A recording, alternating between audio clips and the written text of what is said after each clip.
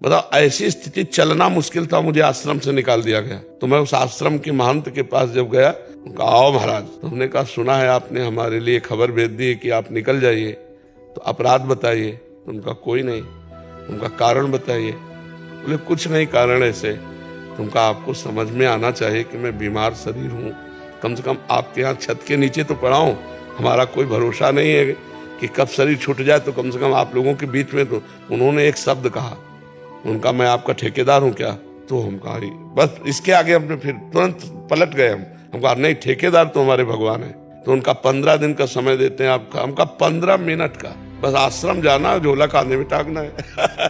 अरे बचपन से बैरागी है कोई, मतलब ऐसे थोड़ी कि घुटने टेक दे माया के इस प्रपंच में, बस झोला उठाया चल दिया।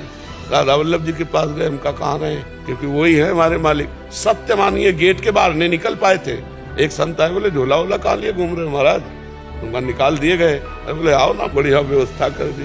गोस्वामी तुलसीदास जी को जब सम्राट अकबर ने ताज उतार के रखा ना चरणों में, तो आंसू आ गए। इस बात के आंसू की जब तुलसी राम का नहीं था तो मांगे टुकड़े नहीं मिलते थे। आज तुलसी राम का है तो बादशाह ताज उतार के रखता है। जब हम भगवान के शरण में, और जब उन्होंने स्वीकार कर लिया, तो आज लाखों लोग प्यार कर रहे हैं। नहीं तो ये शरणागति इस किडनी फेल ने दिया।